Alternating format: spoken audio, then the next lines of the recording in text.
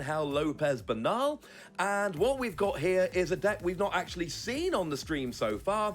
We have got old favourite Pikachu and Zekrom. Nowadays, of course, it comes packaged with Mewtwo and Mew to cover weakness and give a whole bunch more options. Miguel, we see quite a long list of accomplishments there. Regionals finalist, regionals champion, certainly some achievements there to be pretty gosh darn proud of. Yeah, and for Matias, going to be playing the Eternatus VMAX archetype. We were already following some Eternatus yesterday on the LA side, and there's going to be even more of it today. We can see that Matias has already achieved a top 16 in the Players' Cup 2, as well as a decent number of League Cup and regional finishes, as well as a Santiago top 8 in the SPE in 2017. Not too bad at all. So let's head on over to the game then. It's a matchup we've not seen on stream yet so far. Let's see if that Pikachu and Zekrom deck is as good as it seems. Remember, we saw the stats earlier, and in terms of converting players playing it into top 16s, there was no better deck in the tournament. If you wanted to get through that first few rounds of competition, Pikachu and Zekrom was the deck to choose. Yeah, it's not a huge surprise either. It's one of these archetypes that's great going ahead. It has good tempo, but it still has one of the best comeback win conditions in the game, where you try and combine Reset Stamp, put them to a low hand size, and also Paralyze at the same time with that Raichu and a low-end Raichu GX. That rings true in all of these three prize matchups, and we're coming into one this game. Both players are representing 4 Crushing Hammers in their list also, so that is definitely a tug of war we're going to be watching throughout this series. Can't be a bit of the old coin flips. We're starting with Matias here, and actually not a bad opening hand at all. You see those 3 Eternatus VMAX, and it's a little worrying, but one of them gets turned into whatever you want with Pokemon Communication, and then we've got a quick ball to potentially get ourselves a Crobat, or maybe hold to get a Crobat next turn, and you got a VMAX ready to evolve up turn 2. Would like to see an energy there, but again, I would imagine we're going to see a Crobat being dropped down here to try and draw some more cards as well, so not a terrible start there from Matias, just needs to get an energy established nice and early on in the game. Yeah, pretty hopeful. Crobat ready. 4 cards really going to be digging for that energy drop.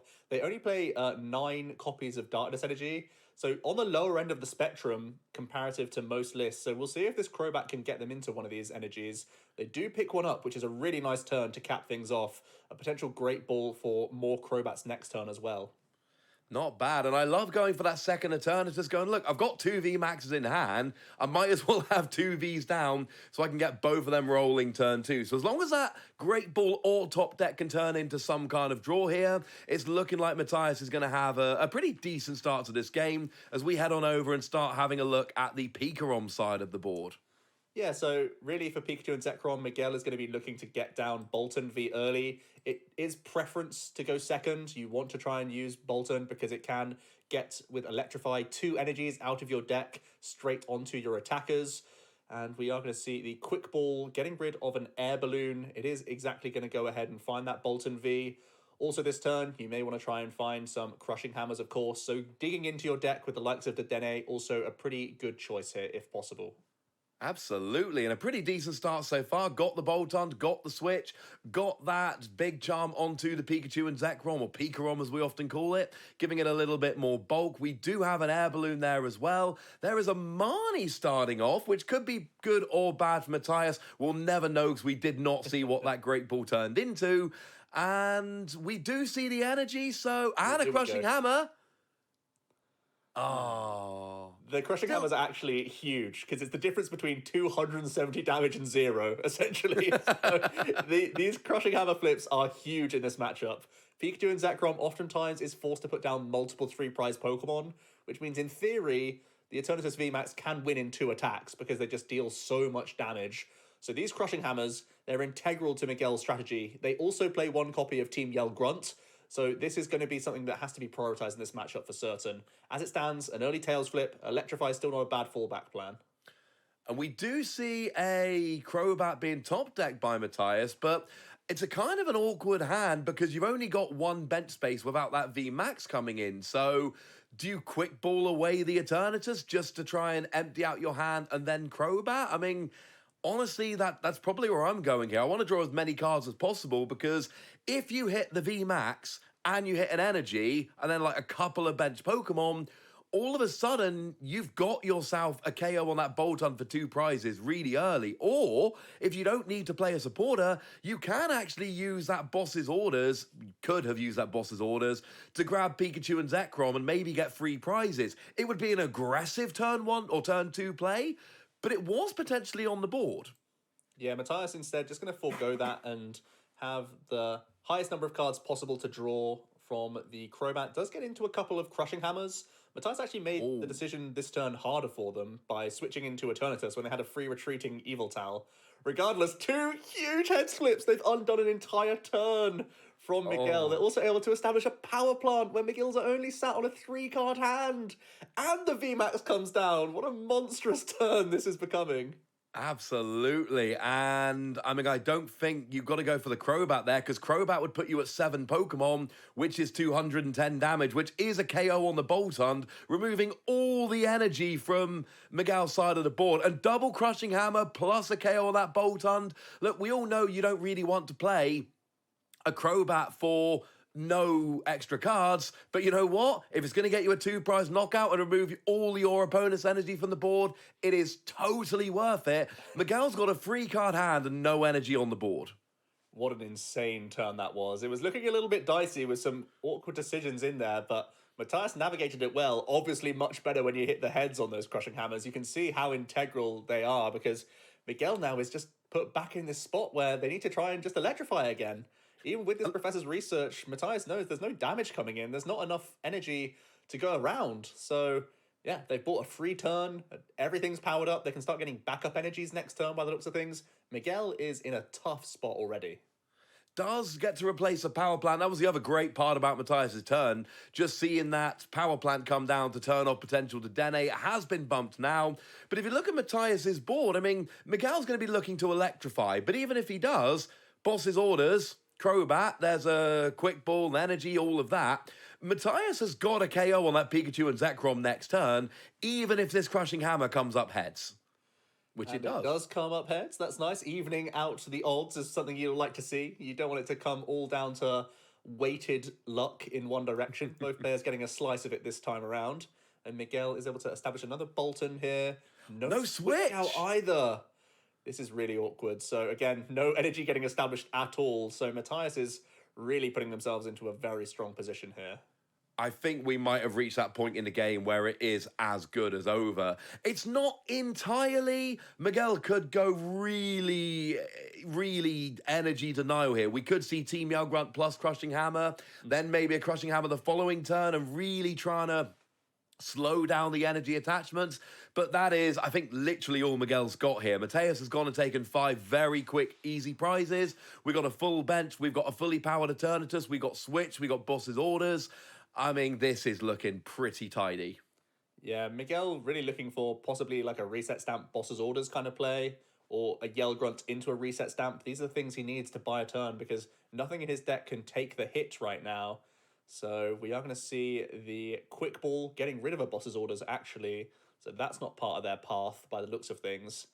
They're possibly looking for Dedenne GX now to draw some additional cards. They still need a target to even use Bolton with, to be honest. So we do see Dedenne GX. Like you say, Yell Grunt can be an option. Crushing Hammers hitting heads are a huge way back into this game. And Reset Stamp has to be a priority. Oh, yeah. And it's going to take something like that. Oh, there is the Yell Grunt, so that's big. That gets rid of 1. It's not enough yet, but with a Crushing Hammer as well. And that is it. If there isn't a Crushing Hammer heads, we've seen a supporter. There's no Marnie. I mean, Reset Stamp Crushing Hammer is absolutely key. A Reset Stamp, if Matias doesn't draw an energy, could do it, to be fair. But that is the kind of level we're talking here. It is... Miguel is really in, I need these couple of cards and cross my fingers territory. It is going to be a hard road back in this game. Looks like we are going to see a Mewtwo and Mew Tag Team GX come down. Tapu Koko going to dance to the Ancients, get some extra energies into play. So Bolton can attack here. We do see a Reset Stamp. This is huge for Miguel. Let's see what Matias ends up with. Oh. Oh, no. Oh, well, Miguel would have lost to a lot of cards here. He would have lost to any energy card, lots of supporter outs as well. So it was really living on a prayer, to be honest with you. It was a lot to come back from here, but Unfortunately, Matias does have the Professor's Research. Now, it's not over yet. There is a chance there is a Missed Energy card, but it would be unlikely. There is no more chance, I'm afraid. The energy goes down, and we do see Dread End being clicked. Boltund goes down, and Matias takes a very straightforward 6-0 victory. And quite frankly, that is Eternatus VMAX doing what Eternatus VMAX does. You get 2 energy on, you fill your bench, you hit for 270, and with 340 HP, which is, I'm fairly sure, the record for just a standard Pokemon, it's so hard to come back. You need to either match their speed, have some kind of comeback option. When Eternatus gets that kind of start, it is an extremely difficult deck to beat unless you've got a really specific strategy which can kind of counter it. Yeah, Pikachu and Zekrom actually loves going second as well for the exact reason that you get to Electrify. You end your turn on 3 energy, that should lead you into Pikachu and Zekrom just maintaining attackers throughout the entire game, but when you hit 2 heads on Crushing Hammers and then attack through the active, leaving your opponent with nothing, it meant that there was just another turn for free for Eternatus, and there's nothing scarier because the damage is just there. There's nothing to deny the opponent at that stage. They can just keep smashing through, and that's exactly what we saw. Not the reset stamp comeback that we were hoping for. You know, all it took was an energy card to win the game, and that's not much to ask for. No, it really isn't. Not with that many cars and that many out. So let's head on over into game 2 then, see if we're going to have a slightly different result. I mean, you'd like to believe, at least if you're Miguel, you'd like to believe that that cannot happen 2 games in a row. That was, I mean, if you're Miguel, that is actual worst case scenario. You go second, you get the Electrify, and it's all for naught. Yeah, absolutely. And unfortunately, this is one of the reasons why Crushing Hammer is such a popular card in the game, because it is such a huge swing. When you're denying potentially 270 damage or just an attack altogether, I mean, wow, it's such a strong card. When there's such a few number of turns in the game, it can completely swing things, especially when you get back-to-back heads. That's just a real big climb to come back from. And let's not forget, before Matias hit the double heads, Miguel had a huge flip, and that was tails. Had that been heads, we wouldn't have seen the attack onto Boltund. So flips really making a huge difference early on last game. This game, we're seeing Matias do pretty much exactly what we would expect. We've got a Crobat in hand ready to go. I didn't see an Eternatus in hand, so you've got to think one of those is coming out. There's an energy to attach, there is a Crobat ready to go, and that Spiritomb, I mean, look, it takes a lot, all right?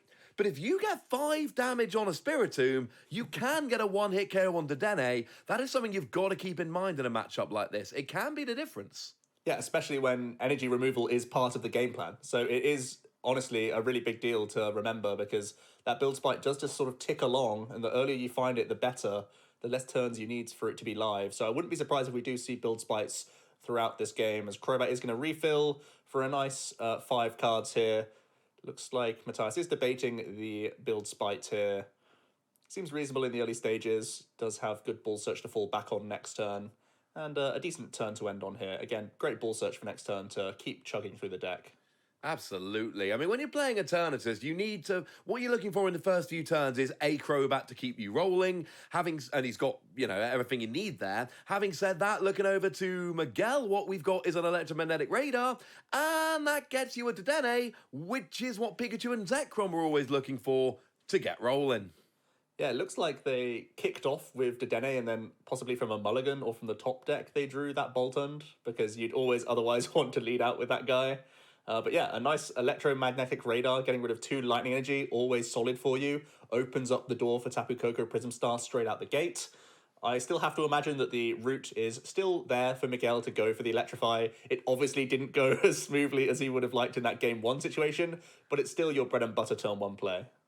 Oh, yeah, absolutely. I mean, what we basically got here is, it's a well-established archetype, Pikachu and Zekrom. Everybody knows it. Everyone knows it's a great deck. Everyone knows how it works, or at least kind of the basics of it. There's always little tricks here and there. And it works. And if it didn't work, we wouldn't be in losers round 10 of this giant online tournament with this deck still alive and still in the bracket and still rolling. Last game really was a bit of an aberration. You don't expect that to keep rolling. We do see a Crushing Hammer from Miguel. It was tails in game 1. It's tails in game 2. That stops a turn 2 Eternatus VMAX attack. If you flip ahead 2 games in a row, it's tails. Yeah, that's really rough. These are just huge plays that you need to try and make. They just give you such big tempo swings if you can pull it off.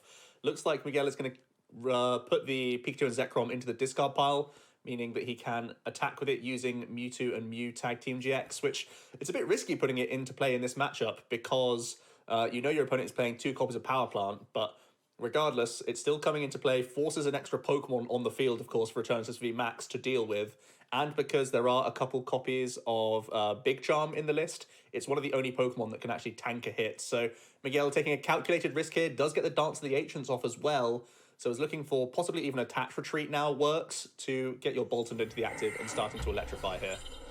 It really does. We see energy on Boltund, energy on Mewtwo and Mew. Of course, Eternatus has a pretty hard cap of 270 damage, not including any Galarian Zigzagoon, so I think it is the extra HP. And there is the Big Charm, as you predicted, Joe, so that is going to make it. Now we've got a 300 HP Pokemon.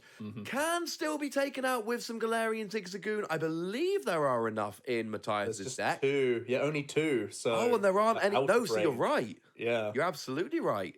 This is kind of the new age of Eternatus. A lot of Eternatus have moved away from early on in the metagame. We saw up to 4 Zigzagoon and up to 4 Scoop Up Net, and players have gone towards Crushing Hammer instead. Now, you can't argue with it because it worked so well for Matias game 1, but it is something, you know, that can be punished by the Big Charm now, and the board for Miguel is even more robust than last time. Yeah, I mean, Miguel's got 4, and we could see a treble Crushing Hammer heads, plus a KO on the Boltund. Oh, don't say it, Ross. No, it's happening. I'm so sorry, Miguel. There's a huge hand coming in here. Eternatus VMAX off the top. You can turn attach. You can quick ball for a Crobat. You can grab yourself 5 cards and then research into a fresh 7. You're right. There could be a lot of Crushing Hammers coming this turn. You can quick ball for 6 if you're willing to get rid of the energy, which it looks like is going to happen. So, oh no, it is still going to be a Crobat. Holds the research, right? Yeah, of course exactly. he does. Of course. Sorry. So that's still pretty gosh darn big. So we do see the quick ball coming down there. We've got Eternatus. Always nice to have a backup Eternatus. Oh, so it's not a Crobat. It is just straight into a full Professor's Research. Oh no. Ross, you said it. You said it, Ross. Not like this. Let's find the switch. So we'll be attacking. Okay, we don't see 3 heads on the fly. Okay, we actually see 2 tails. So we're evening up the odds this time around. We can see Matias is doing the numbers here to make sure that the Eternatus is doing enough. Certainly is. Going to take that knockout. Not making any pushes with Crobat because they're happy with the turn as it is. The only thing they could draw into at this point would just be their last Crushing Hammer that could make any difference. Possibly Power Plant would be worth digging towards. Outside of that, pretty happy with the turn overall. No, very, very happy. That was quite nice. Of course, now we got the problem of that Mewtwo and Mew, and it's exactly what Miguel's looking for. It's exactly what Miguel's trying to do, is the fact that you can tank a hit.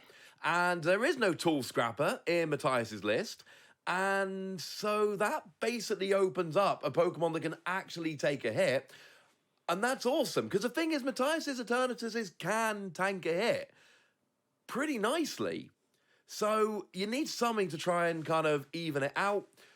So still advantage Matias, I think, in this game. We've still seen a great start, but Miguel is in a stronger position turn 2 than we saw in the previous game. Yeah, especially because the Mewtwo and Mew can take a hit. And it looks like Miguel is going to be opting to use Pikachu and Zekrom's attack. Otherwise, they probably would have promoted another Pokemon if they wanted to try and make some tandem shock shenanigans happen for them, copying Raichu and Alolan Raichu. Instead, going to take a conservative approach, make sure they just thin their deck of all these energy cards that they don't want to draw into later, make sure that they have a backup attacker after this Mewtwo goes down. It will stay in play for a couple of turns, but it means that now there's also the Raichu and Alolan Raichu as the backup plan. Hits a heads on Crushing Hammer, which helps out as well, especially because otherwise Matias could have made some sneaky Boss's Orders plays. But now looks like Matias will probably go fishing with Research next turn, as we see a really relevant 150 damage come in, and we're going to start seeing the Raichu and Alolan Raichu in the back get powered up. Absolutely. Get a bunch of damage down, get a bunch of energy. That is huge. The energy goes back. Now we do see the power plant, and this is why you're a bit worried to play Mewtwo and Mew, because it is a GX that relies entirely on its ability. So that means that actually what happens if you can't bump that stadium? You can obviously attack with Raichu, Alolan Raichu, but that's in range of an Eternatus. Having said that, there is no energy on the backup Eternatus now, so there is a possibility of Matias actually running out of energy and having to take a turn off attacking if a KO does come down. Yeah, Matias is having a look here, thinking what the push potential is. It's one of those things where because there are still Crushing Hammers and Yell Grunts in the mix, this two-shot isn't guaranteed. You have your Spiritomb in the back, but that's easily response KO'd. You're basically never going to be able to finish off the Mewtwo, but the thing that you really want to do is have a Power Accelerator to be the finisher.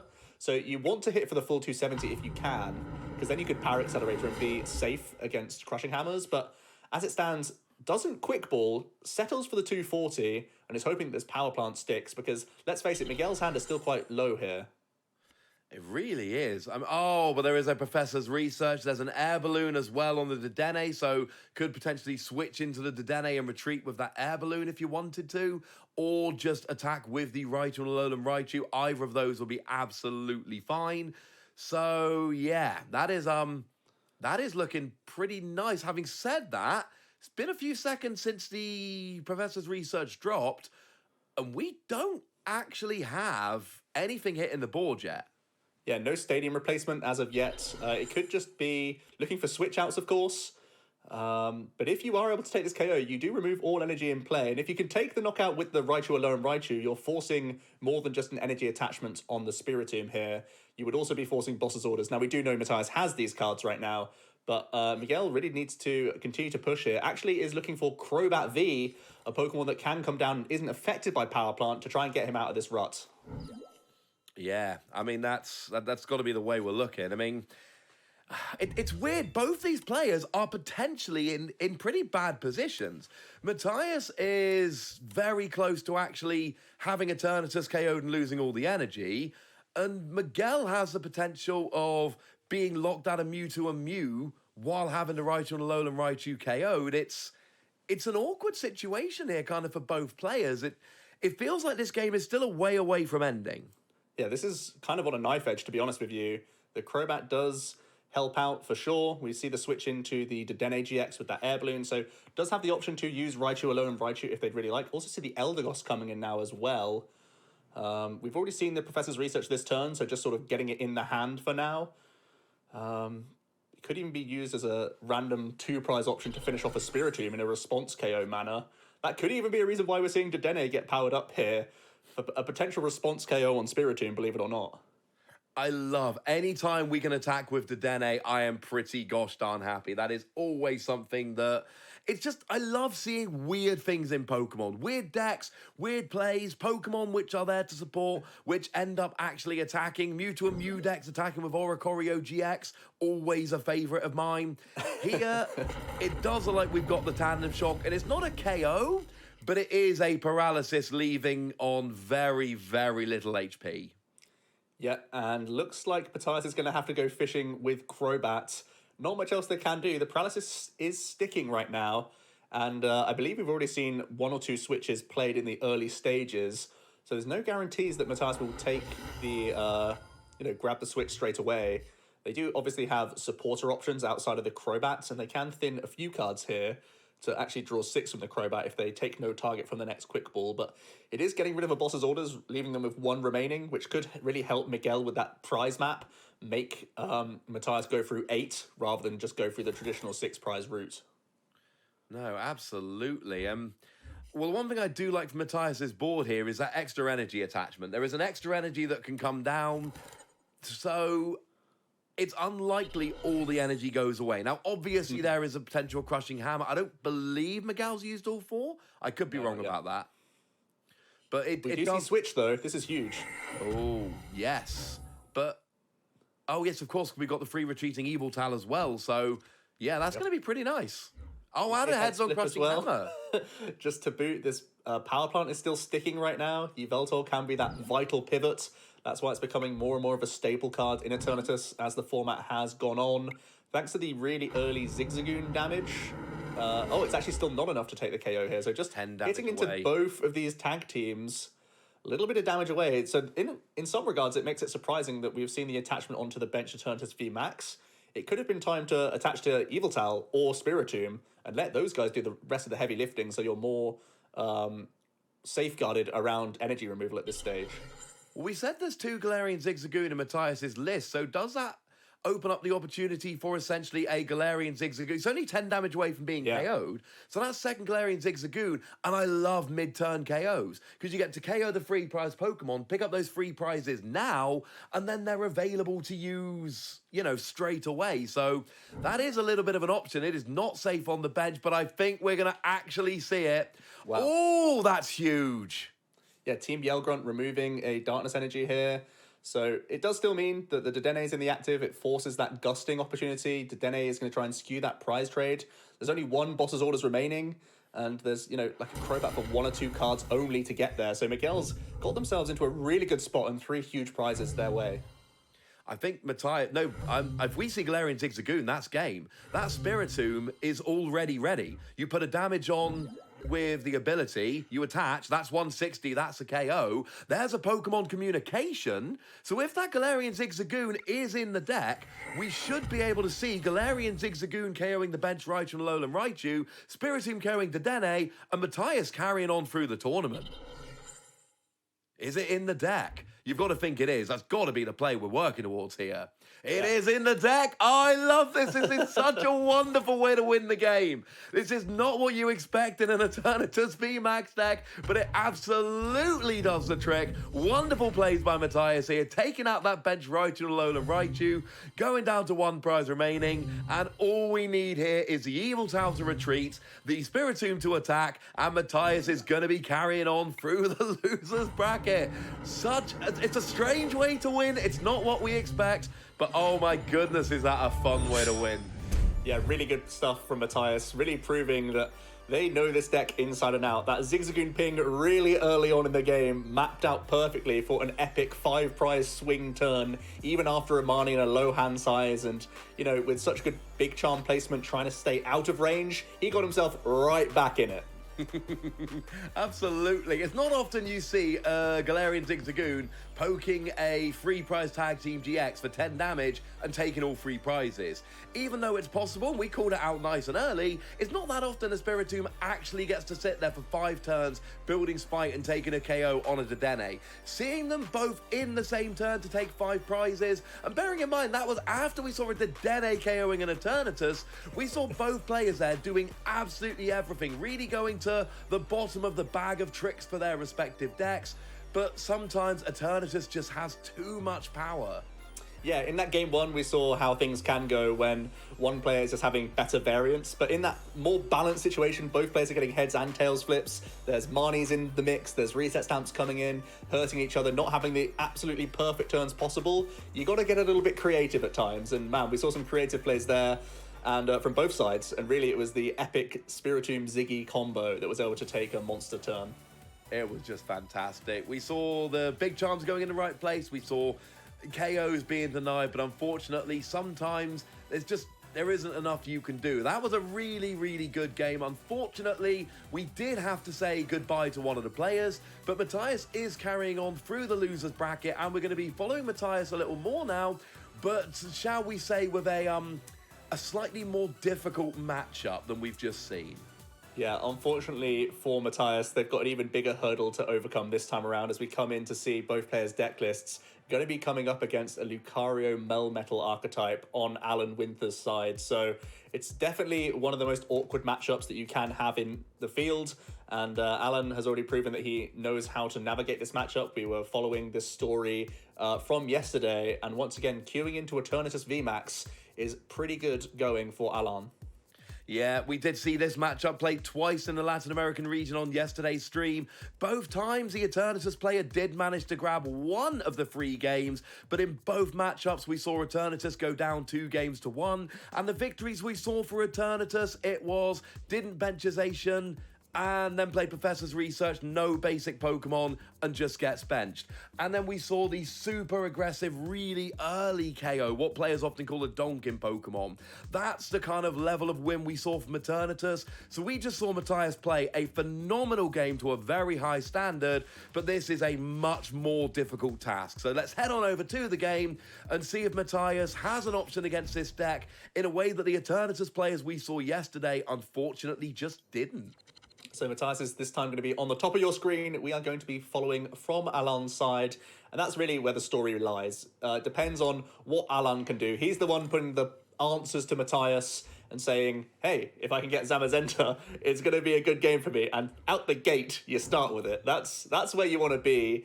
No shenanigans coming in this game. It's going to be early Pokédoll down, early Zamazenta down. Looking pretty good so far. Absolutely. Of course, that Zamazenta's got an ability, which means it doesn't take damage from attacks of Pokemon VMAXs. And we've just seen Matias's deck in a whole bunch of detail. And let's just say there is, well, there is quite a lot of VMAXs. There are other options, there's Spiritomb, etc. They do not match up well against Zamazenta.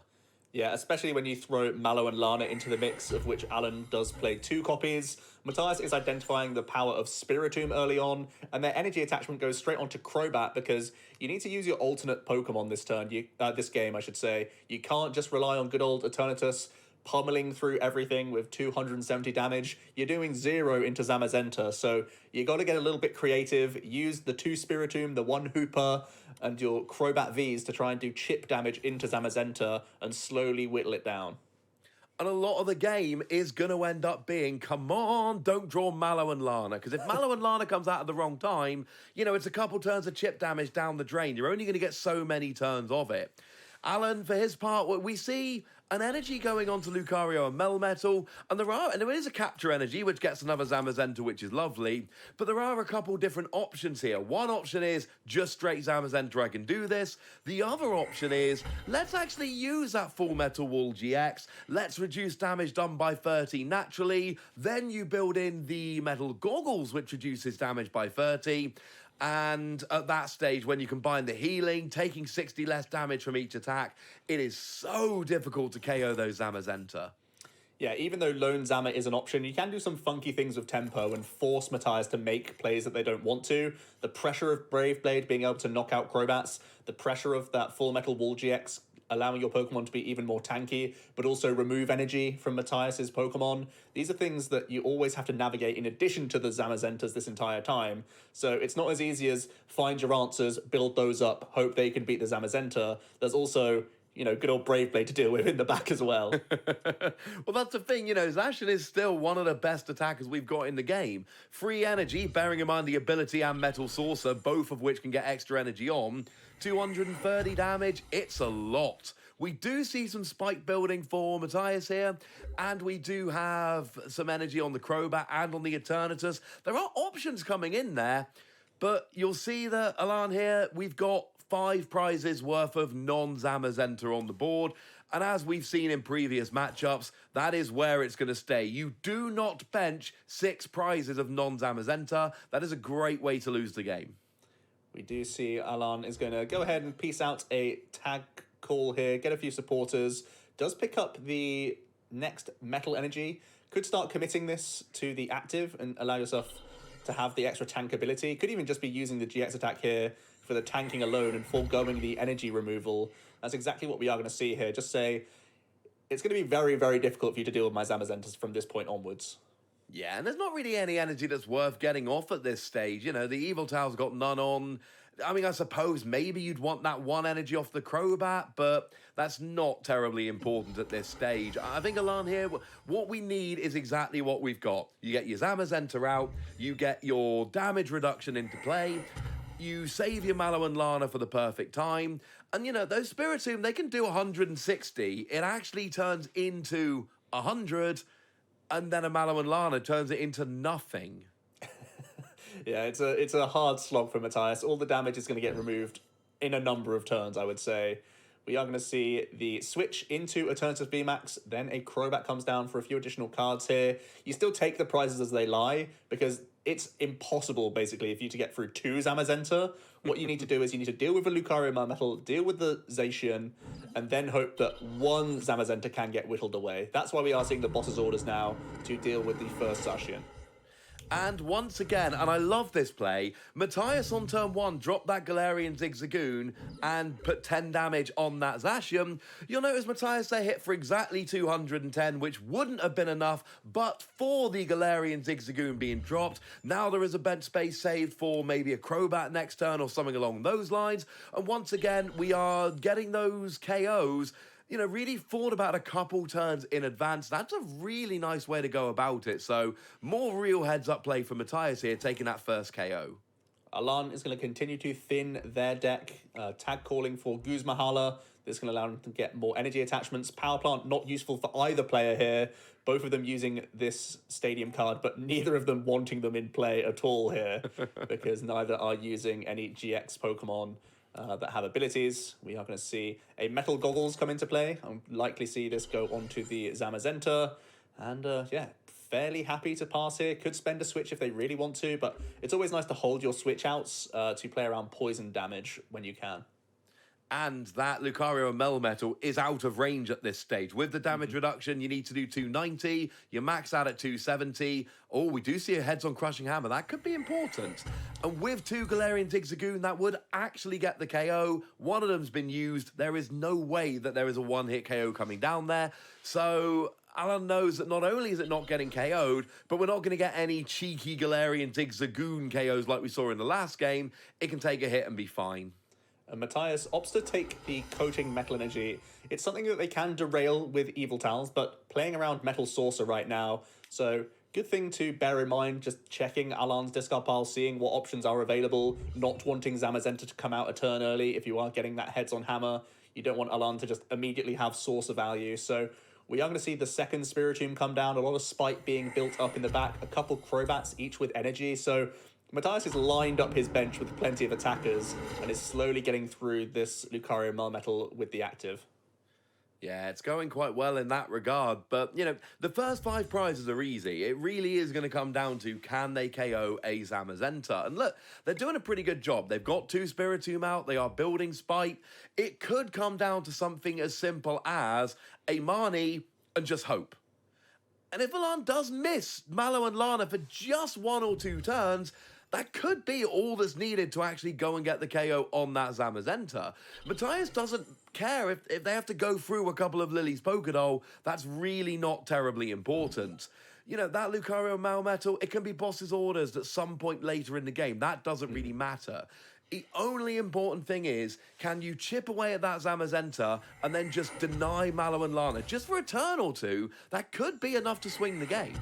Yeah, and the good news is right now, you know, Alan can no longer put down Zacian, so your Marnies are hopeful still, of course, but there's no backup that Alan can just pass with Pokédolls in the active and top up his hand size to get back into these Malolanas. There's already been a lot of tag calls played, so the outs are dwindling for Alan to actually have the Malolanas at this stage, which is the good news. The bad news is Zamazenta's ready to start smacking, and there's also boss's orders in hand. You could begin to start taking on some of these Spiritombs if you'd like to. I think you've got to, absolutely. They are the ones, as weird as it sounds, they are the ones that are threatening. That Eternatus VMAX essentially does nothing. Now, I mean, you know, that Spiritomb could have done 100 damage, and the next Spiritomb could have done 100 damage, and we can poison with Crobat. These things can add up over the course of a couple of turns. There's another Spiritomb on the bench, but that had 2 damage on rather than 5. It's not the same. We do see a heads-on Crushing Hammer, and once again, Coating Metal Energy playing around those Metal Saucer plays. Yeah, it's interesting. It looks like Matias basically never wants to use Evil Tal. Sometimes you can use that Crushing Hammer heads in addition to Derail to take 2 away all in 1 turn. Matias saying that I want to poison you first, hope that I'm whittling away damage-wise, as well as trying to use these derails later on in the game, potentially. As we see another boss's orders coming in. Both Spiritombs denied from Alan. Target these down. Make sure that Crobat is only doing tiny bits of damage. And, you know, there are switch outs galore already in Alan's hand. So, yeah, you've already dealt with 2 of the big threats. So this Zamazenta's going the distance by the looks of things. Yeah, it's too good at this stage. Like I say, those 2 Spiritomb combined, and they would actually still be a little bit short, unfortunately. But, you know, little bit of poison damage, couple of Spiritomb. You're talking about a 3-hit KO, but it could have been a legitimate 3-hit KO. Unfortunately, that's no longer an option, and you see Alan there just starting to attach that bent Zamazenta. I get the feeling that in the not-too-distant future, if we don't see a Mallow and Lana, we are going to see the other Zamazenta. Yep, and Alan can simply switch back into this Zamazenta now, removed its status condition, and can start getting to work on the Crobats. Has drawn into one of their 2 copies of Mallow Lana, so yeah, again, they're in such a good position at this stage. I mean, this is the point in the game where if you're Matias, you are thinking about conceding the game. This is the point of the game where you look at it and go, I don't really know what to do. I do have 2 Crushing Hammer left, but my opponent's got Metal Sorcerer and a backup Zamazenta. They are not about to be run out of energy. I can't really, Boss's Orders, try and stall them because of all their switching cards that they played. There's only 3 easy prizes on the field and I need to take 4. What do I do at this stage? I had my chance of double Spiritomb. That chance has now gone. So, it's something like a Hooper's doing 30 damage.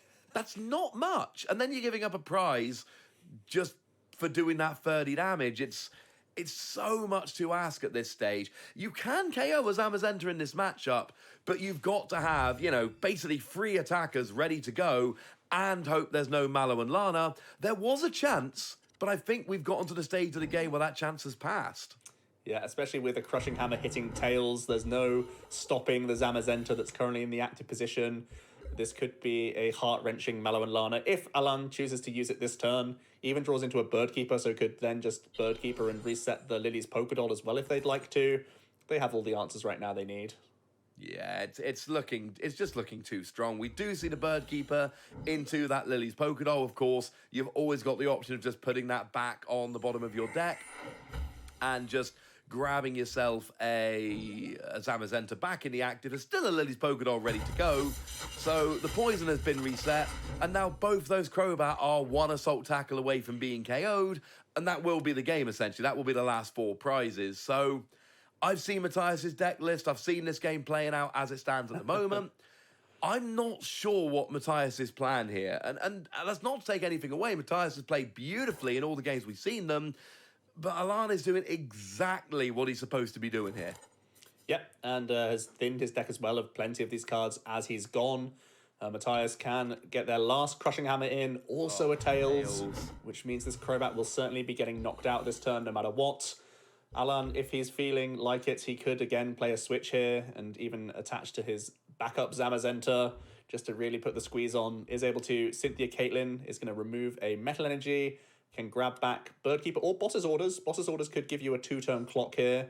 Yep. Instead, he has turns of a days anyway, so he's just going to go into the backup Zamazenta at this point. As you see, the 4th energy coming in. Actually going to see just attacking to the active. I mean, either way, there's so much health remaining on this Zamazenta that it's not a huge issue at this stage. No, there's no way it's getting KO'd on Matias' next turn. And Crobat's actually not a terrible attacker. 70 damage plus poison is not your optimal strategy, but you'll get there soon enough. Especially when you're not being one-hit KO'd back. The problem is that combination of Full Metal Wall GX and Metal Goggles means it's not 70 plus poison, it's 10 plus poison. Matias puts an Eternatus in the active here, but realistically, the only thing that's actually happening here is it's buying a turn or 2. It's not actually getting Matias any closer to winning the game. So we see the new Zamazenta coming active, and we see all the damage being healed off. I've got 2 fresh Zamazenta now, and they've even all got both got an extra energy just for good measure. But at this stage, Alan's just going, you know what? If I just need to randomly assault tackle into a few more Pokemon, if that's what it's going to take to end this game, you know what? I'm totally down with it. Yeah, slow and steady. Among the 15 cards in his deck, there are Boss's Orders, so it's just waiting till he draws into them, and Matias can see that. There's no way that he can win in a conventional prize race at that point, and he also had less resources remaining, so yeah, just has to concede that the Zamazenta got there this time. It's just unfortunate. You know, Matias is in such a bad position in this particular game. It's hard to deal with those Zamazenta. You've essentially got a few turns early on in the game. You know, maybe you get that magical, you know, go first, turn to solo KO. Maybe your opponent accidentally or has to bench too many Pokemon in order to not get benched, and then you've got the easy prizes. Maybe you can get that turn where you do get the Zamazenta in that kind of early to mid game. But when we get down to the stage of the game we were at a moment ago, there is just nothing Matias can do at that stage. The Spiritomb are gone, the Crobat are doing 10 damage plus poison, the Mallow and Lana are in the deck, and you're playing out for a few turns. You try and see, you know, maybe your opponent makes a mistake. Maybe they draw absolutely nothing for a couple turns, and you can get an improbable KO with, you know, 10 damage a turn plus 10 between turns. But the reality is, when you get a few turns into the game, if you haven't managed to establish one of those win conditions, every turn your chances just get lower and lower. Yeah, Matias wasn't able to piece together enough Marnies, I feel like, in that game, because Alan was just having timely supporters. Timely Boss's Orders on the Spiritombs, meaning that Matias couldn't get any value out of them, and then a late game timely Malolana to remove what was essentially like 4 turns of work, unfortunately, for Matias. So, yeah, trying to keep your opponent's hand size on the low. I think Matias identified dealing with the Zacian early is really integral to just deny those Intrepid Swords, and hope that just the lack of draw that deck has means that there will be games where they don't have the timely supporter cards. No, and that's absolutely what you're hoping for. So a difficult game for Matias, but not unwinnable. So let's head on over then into game 2 and see if we can see this Eternatus deck pulling out an improbable victory. Of course, we are in losers round 12. Now, the bad news about losers round 12 is if you lose, you are out of the tournament. The good news about losers round 12 is that if you win, you're actually through to global finals. Yeah, and Alon kicks off with good old Capture Energy Zamazenta start. That's exactly where you want to be. Matias is going to kick things off, has the Eternatus V starting. We also see a Great Ball. Early Spiritomb, always good. You want to try and build that spite, as we keep mentioning. We haven't actually seen the Spiritombs attacking too much, unfortunately. So you have to trust us that it is a useful card. We just haven't seen them just yet. But we do see an energy drop for Matias. Also Crobatting for a few cards here. I imagine outside of this, we'll just see building Spite and probably passing it over to Alan eventually here. Yeah, it's nice to get that Spiritomb down, start building up that Spite. We know what the plan is, right? Alan has shown us very clearly what the plan is. Those Spiritomb, and look, Matias has got to put them down, has got to start building Spite. There are no other cards like Spikemuth that other decks might play to get more damage on those Spiritomb early. So you've got to bench them, you've got to use building Spite, and essentially you've got to hope that your opponent doesn't just use the boss's orders and go ahead and KO them. Easy? No, not even remotely, but in a matchup like this where you go in unfavored, you've got to take every little chance you can. You can go into the matchup thinking, well, this is unwinnable. It's not a really great way to think if you're trying to win. Or you can go in thinking, right, I'm unfavored. Here are my routes to victory. It looks like Alan is going to go ahead and capture for Zacian. You know how important it is to get those cards into hand. There's currently no draw support whatsoever going on. So Matias really is going to look for Boss's Orders on turn 2. If he can have that explosive turn, Crobat, VMAX, attach Boss's Orders, try and get enough Pokemon in play to one-hit knock out the Zacian on the bench, you really stifle the draw for the entirety of Alan's rest of the game. They either put down another Zacian and they can continue to draw, but then they can't use Lucario Melmetal, so Zamazenta is far less tanky, or you're stifling the draw for the remainder of the game. So this could be a huge swing turn if you can make the dream work. It really could. And Alan's hand here is not strong. Like, not even a little bit. It's a very bad hand. Now, don't get me wrong. You've got enough energy to power up the Zamazenta, and you've got Boss's Orders to take some cheeky prizes, but you don't have any other Pokemon to switch. You don't have any of those healing options. So it is, you know, potentially couple turns, nothing going on. Maybe with a couple of bad top decks, Matias can whittle down this Zamazenta. This is the kind of hand you want your opponent to have in this matchup. Yeah, absolutely. The window is open here right now as Alan is currently not getting anything rolling. Having a quick look through the discard pile. Another Spiritomb on the bench now. And Matias is just going in. You can't Boss's Orders. You may as well get some damage in while you can. And There's obviously no real threat of a Zamazenta attacking you this turn, so get the damage in while it's here. Yeah, absolutely. You're going to be able to get another hit next turn.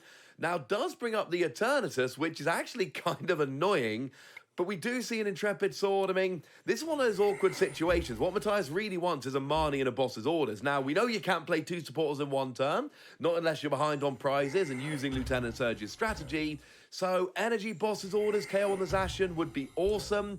And actually, you can use Mallow and Lana if you don't have any other Pokemon out. Of course, we can see that Alan's hand does have a Capture Energy, but then that wouldn't actually pay the attack cost for Zamazenta here.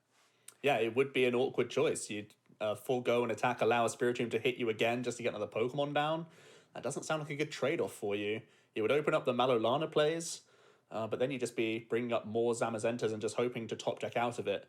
The only good news is Alan still has a ton of time. There's still, that Capture Energy Mallow Lana play is available. Even if you're not attacking for a turn, you get another Zamazenta into the active just to buy yourself time.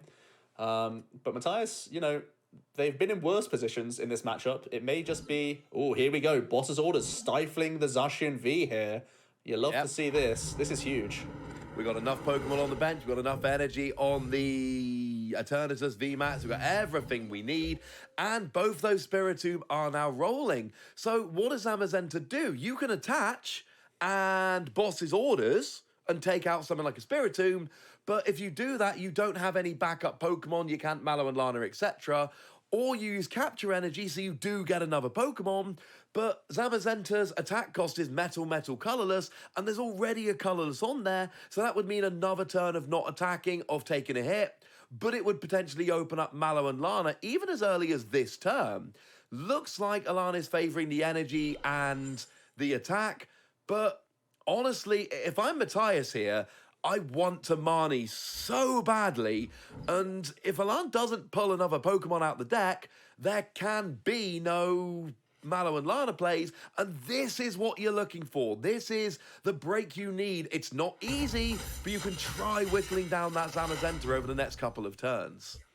The Boss's Orders choice does deal with one of the 2 Spiritombs for Matias, the most aggressive Pokemon he can use in the matchup, but as you say, only one Pokemon right now. It's one of those things where the Marnie seems okay because you're hurting the hand cards. Crushing Hammer coming in is really nice. It does open up a Derail play now as well if you want to. And Crobat does draw a few cards here. Marnie's strange because your opponent doesn't have Tag Call, they don't have Quick Ball, or you think they don't have Capture Energy in their hand because they would likely have used it last turn, but they actually are going to go for the Marnie here. It's a lower hand size, but you can already identify a lot of the cards that aren't in your opponent's hand based on what they've been doing the last few turns. And there is a Tag Call now. With the Crushing Hammer heads, I love this. I love that because now you take Zamazenta down to just 1 energy on there with a potential of derailing again next turn if your opponent does with the energy attachment. And they've got the Tag Call. That is upsetting, but I think that's what you had to do here. I think you had to try and just strand that Pokemon in the active. Again, we're talking about marginal plays. We're not talking about these big plays which are likely to win you the game. We're talking about taking every chance you can. And this isn't perfect, but it looks like we're actually just going to see a GX attack here to get that protection for those Zamazenta in subsequent turns. Yeah, you have to feel like it's going to be a GX attack here. Attaching to the bench does seem reasonable, but you want your Lucario Melmetal to stick in play for more than 1 turn. And you can only do that by GXing in this spot because you can't put the Cape of Toughness onto the Lucario Melmetal for any effect at the very least. So we will just see the Full Metal Wall GX. We are actually going to see a Tag Call real quick to thin the deck a little bit further. It is going to have another look through here, see what else is remaining in the deck. But it looks like Alan has stabilized a little bit for now. Yeah, absolutely it does. So we do see the Full Metal Wall coming out, and that is just going to give protection. It's going to make Matias's job so much more difficult. And now we are getting, unfortunately, towards what we saw in the mid-game last turn. We do see a heads-on Crushing Hammer, so there's no energy on any Zamazenta at the moment. And that's big because now this Spiritomb on the bench is starting to build itself up again. We see another Marnie. Of course, at this stage, Matias knows that Alan does have supporters in hand. We all saw those Tag Calls coming down. So, actually, no, to be fair, can't actually play that Zacian.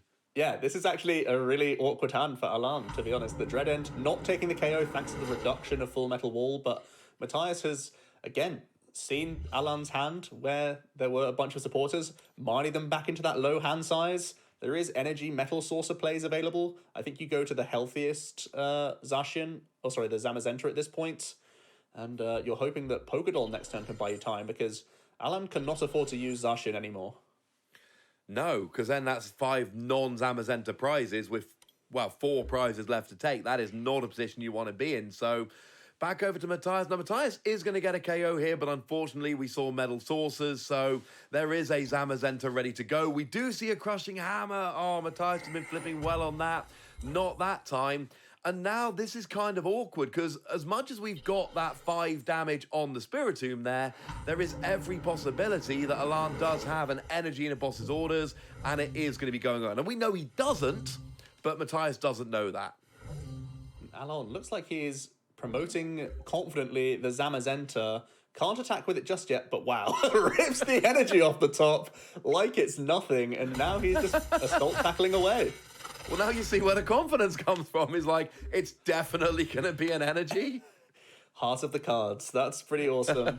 Starting his assault now onto Matias's board. There's a Crobat now raring to go. Looks like that's going to be the first option for Matias. Can't find any switch outs though, so they're stuck with their hand. This gives Alan simply another turn to draw. It's not a supporter card, but can continue to keep the pressure on here. And if Matias has got a switch, there is a gleam here. Not a strong gleam, but there is a gleam. Get Eternatus out the active and just start attacking. Start attacking with Crobat, start attacking with Spiritomb. Maybe Spiritomb a little later, it is rather fragile. And if Alan grabs boss's orders for Spiritomb, that's a very bad thing. Oh, now this I like a lot. Now we got an energy to retreat, don't need no switch. We've got a 0 energy Zamazenta. And Matias has seen the last couple turns from Alan here. They have not been great. Let's see how Alan can draw. Does get a Pokédoll. That's changing nothing right now. Nope. Just gonna have to pass and let some poison whittle away. There's a Spiritomb, I think, with maximum damage on it on the bench. So that's ready to go. Just a few more ticks and it's ready. I mean, you've got to just go Spiritomb this turn. Yeah, fine, it might not end up working out. It doesn't really matter. Oh! Look at this. So we see Goggles and Intrepid Sword. The Zacian is out of range thanks to the Full Metal Wall. Not entirely. With a single Galarian Zigzagoon, that will be in range of a KO. There's Goggles, though. We've got the Goggles down, so we're safe, right? Goggles means you need to do 280. Eternatus maxes at 270. So 1 Galarian Zigzagoon. Yeah, but the Goggles stops the Goon, right? Oh, of course. Stops the ping. Oh, yeah. I thought I had the master. You're absolutely right, Joe. That was very dumb of me, and I apologise. It's actually a long way off. Yeah, the Intrepid didn't get him any draw supporters. No way out of this Zamazenta. So the line is still here for Matias. You can just swing with Spiritomb and hope here. Crushing Hammer could be huge as well. Ooh. Venomous Fang coming in again. So I don't mind this. The problem is you need energy at this. And I don't think there's actually an energy attachment anywhere. Because now, and that's the thing, as much as, hey, look, there's someone I can attack with Eternatus. Well, you kind of don't have any energy on Eternatus anymore, do you? That's a problem. And it is a 2-hit KO because of that silly thing I missed. So that is a bit of a problem. Let's see if Zacian can finally bail Alan out here. Looks like we are going to see a boss's orders to try and force Matias to have additional switch cards in their hand. Only sat on 4 here. Even if it forces a Marnie, you're not too upset. Possibly now you are a little bit because you're finally drawn into the Bird Keeper. Now Spiritomb hits 100. Oh, it's going to be 10 short. Yeah, just Spiritomb can hit for 100, and then with a 10 poison, we'll go to 220, and that is not enough. And we know they can't use Galarian Zigzagoon. I'm on that one. Plus, there's no bench space to be Board fair. full right now. Yeah, true. Oh, so Matias is... Oh, my goodness, we've got the switch. Oh, with just an energy attachment. And the problem is... If Alan didn't have a switch, this will be fine, but he does. Having said that, it is just a switch. So boss's orders energy will actually win the game next turn. Let's see. Okay, that doesn't change anything. How many switches are gone for Matias? It could just be a last boss's orders onto the Eternatus VMAX again. Got to have a look at that discard pile, because this could be both players just down to the end of their resources. It really could. We got free Switch is gone. switch. So I That's believe not all there's... of them. I was going to say, I'm fairly sure Matias is playing 4 here.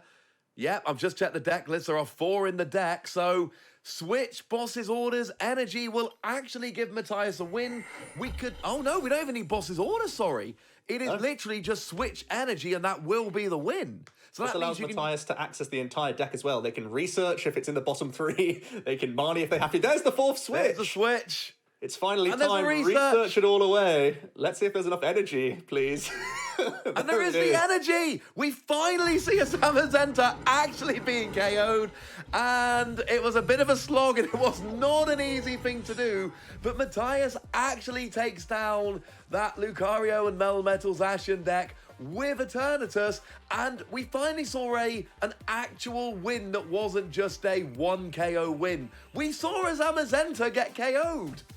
Yeah, that's really surprising, to be honest with you. There was no healing involved. Many turns where we could not see the Zacian come down. No Intrepid Sword value. It really got knocked out pretty early by Matias. It's what you have to do in this matchup. And yeah, paid off really well. So many dead draws for so many turns for Alan meant that, you know, that was able to get whittled away. The Zamazenta just stuck in the active for so many turns, bossed up by Matias, the one that had no energy, so you're not getting hit back with your Crobats and stuff like that. So yeah, really nice. Identified his win condition. Low probability, but you got that chance, and we finally saw Spiritomb do something. It can deal damage. Hey, I love that Spiritomb. It was really, really well done. I mean, once again, you know, we keep praising Matias' play, but it really is strong all throughout the games we've seen, planning several turns in advance. And let's be clear, Alan played that game beautifully. We saw boss's order stalling at exactly the right time. We saw the Zacian coming down only when there was no energy on any Eternatus, so it was pretty safe. We saw really good plays, absolutely playing the odds, and it didn't work out. But I think that's one of those games when Alan's going to sit there and be like, you know what? I did everything I could. I played well. I took my chances when I needed to. I played that game well, and it just didn't work out. It happens. I still think Alan's going to go into this final game being like, yeah, I feel really good about this. Yeah, you still have to feel okay. I mean, he had just a poor number of top decks and quite a large number of top decks where things weren't helping him out. Any switches whatsoever would have been great at that point. He plays a really high Birdkeeper count for that exact reason as well. So you kind of just have to brush yourself down and get into this third game knowing that you're still pretty favored in the matchup. Absolutely. Well, let's head on into that third game then and see which of these players is going to be able to bring it home. It's going to be an exciting one because we've been pretty much, you know, learning from yesterday that this matchup is borderline unwinnable for Eternatus. Well, maybe that's not true if you just get that little bit of luck. Alan there actually does start with a Zacian and the Lucario Melmetal, so there are some decent early turn options, but it's going to be Intrepid Sword for a couple of turns, it looks like. Yeah, and you don't mind going first with this sort of deck. You can just get yourself additional draws. Especially in this matchup, you like to have extra Intrepid Sword value. You're happy starting basically any Pokemon in this matchup apart from your H/V, which you're playing. You do get the benefit of some mulligans as well, which is going to help out a little bit here. And we do kick off with the Lucario Melmetal coming down into play. We are going to see immediately the Cape of Toughness going onto the Zacian. We're actually seeing potentially energy to the active here. Going aggressive, you have the chance to just Intrepid Sword and Energy card, and then you're putting the pressure on out the gate. Yeah, if you hit one off that Intrepid Sword, you've got an energy in hand. That is a KO on Eternatus, and I like this. And we do see an energy off the Intrepid Sword. That is huge. So we are legitimately threatening it. This is not supposed to be the aggressive Zacian build, but we are threatening a KO here very quickly. Yeah, and typically you associate the Eternatus player being the one to just take a swift KO and win the game, but Zacian can do it too. We do see the energy drop on Eternatus get swiftly out of the active position with that switch into Evil Tal, so he's a little bit more protected. But Alan is holding on to Energy Boss, so he could just be taking an energy off the board here and taking a nice 2-prize KO. Great tempo from him. Yeah, really. There is a second boss in hand, but there isn't. Oh, here's a Crushing Hammer. It's a Tails. That's not ideal. One of the mulligan hands we saw from Matias actually had 3 Crushing Hammer in there, so that would have been pretty handy right about now.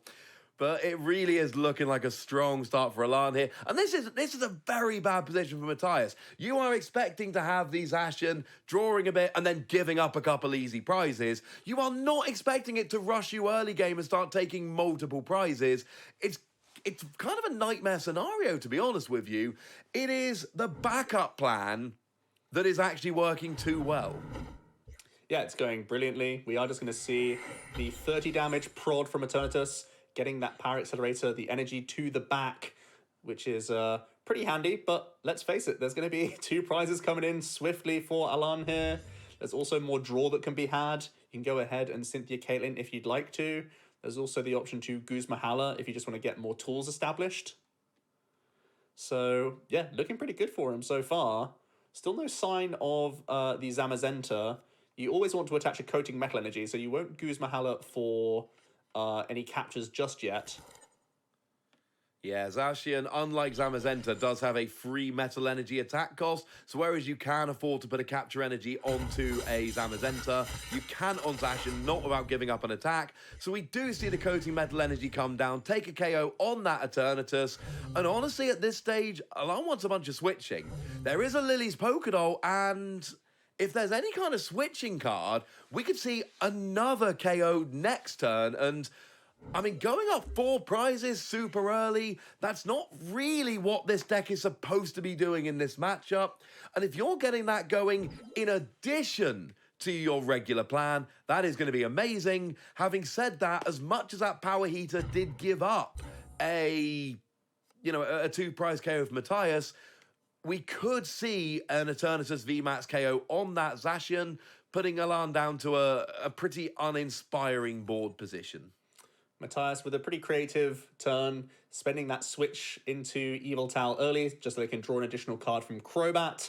Let's see where it can get them. They can try and respond attack into this Zacian V with Eternatus VMAX. There's 1 energy on the bench thanks to that power accelerator last turn. So if you can respond KO on Zacian, that could be a huge deal here. You are asking for a lot, but there is still a supporter that can be played here. Absolutely. And that Galarian Zigzagoon can actually do something because it's talking about a giant cape, not a metal goggles.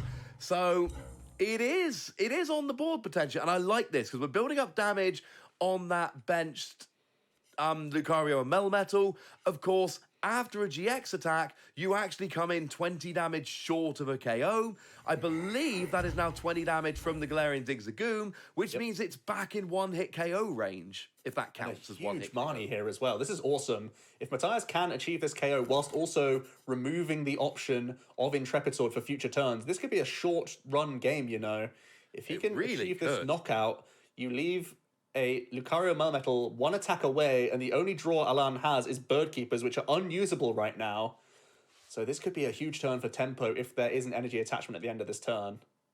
I think all we need is an energy. There is an energy at this stage, so we're currently hitting 240, which would... Is that going to be enough? Yeah, there's already the 30 setup damage from Power Accelerator last turn.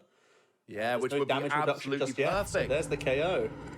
Literally the exact amount of damage you need to get that Zacian, the giant cake, put it up to 270 from 220. So this is kind of it. Oh, it's just a Lily's Pokédoll. That does give access to Birdkeeper, though. That's absolutely huge. What a draw, saving Alan in many ways here. We can try and even, if you want to go GX attack, you even could do that now. There's the Saucer attach, reset the doll to the bottom if you want to. I think you have to, because it gets rid of the energy. So I think this is absolutely huge. This is, oh my goodness, that was such a good top there. That was going very, very wrong. And you can even get, say, a Guzma and Hala here to try and get yourself, something for future turns, get a capture energy for next turn, for instance. So, no, I like this an awful lot. It's going to actually really slow down. Matias was so close to ending this game.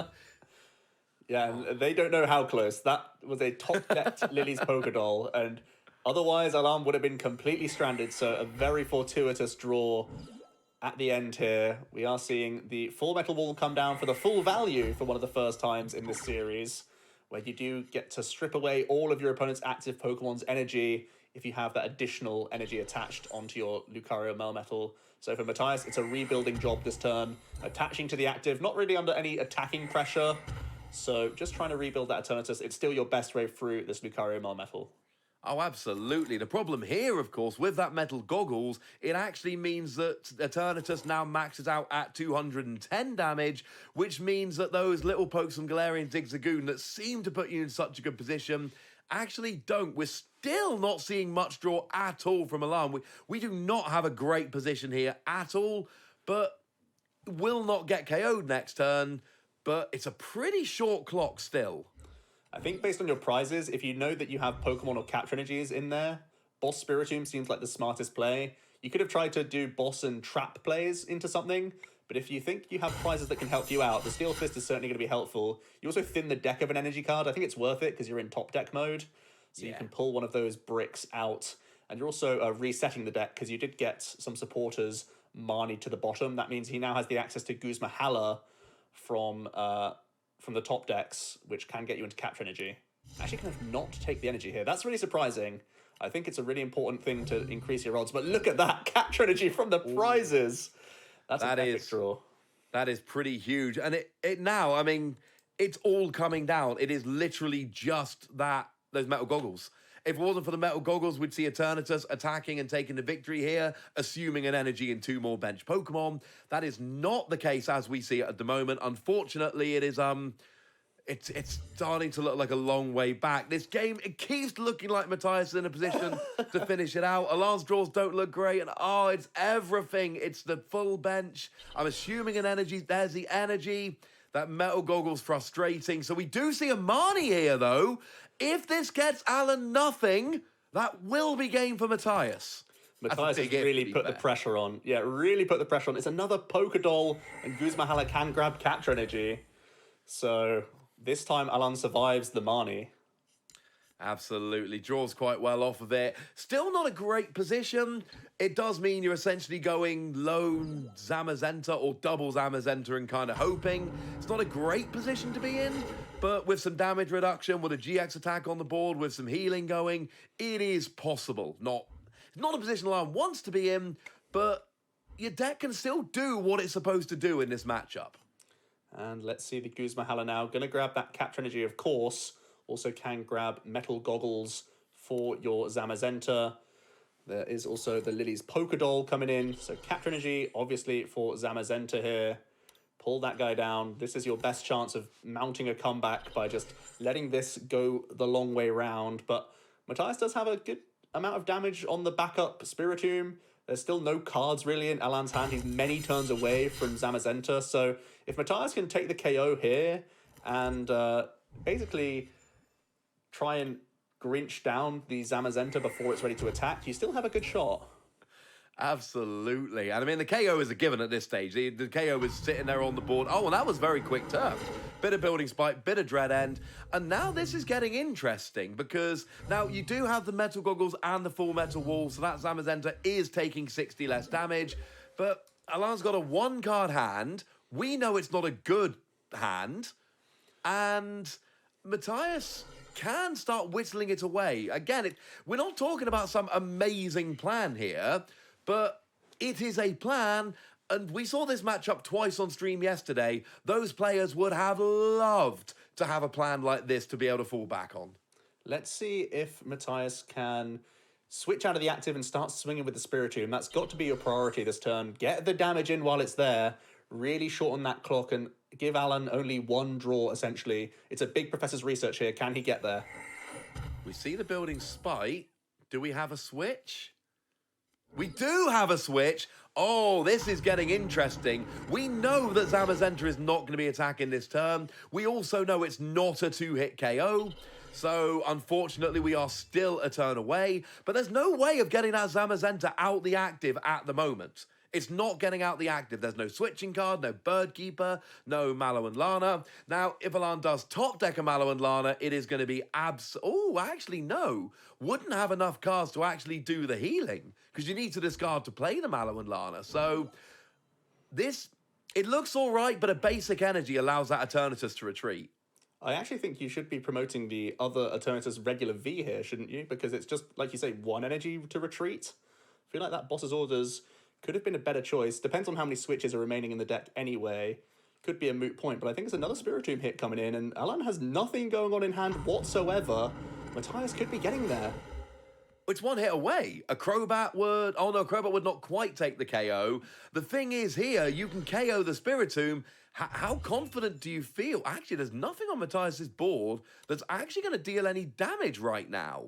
Having said that, oh no, a Spiritomb would still take 2 turns to get rolling. We could see 2 energy on an Evil Towel, would be 10 damage short. So I suppose you're talking 2 energy on a Crobat. So if nothing else, Alana's bought himself a couple of turns here. We're going to see the KO on the Spiritomb. And I don't think Matias has a way to respond here. Let's have a look. I mean, can we see enough energy on the bench anywhere? I don't see any way that he's getting damage dealt to him. Can't really see the number of energy on the bench, but Alan seems convinced that the game's over in one way or another here. Matias only has 2 cards remaining in deck, now 1, but there's the Hooper! It's the Hooper coming in to close out the game. Hooper comes in to close the game. If it comes active this turn, you do 90 damage, goes down to 30. 30 is the perfect number. And Matias did what we did not really expect to happen. We see a KO with a Hooper taking a legitimate 2-1 victory. There were no easy victories, no cheap victories there. Those were 2 hard-fought victories, and Alan had some bad draws and some bad luck, but let's take nothing away from Matias there. That game, all those games were played beautifully. It wasn't easy by any stretch of the imagination, but it worked.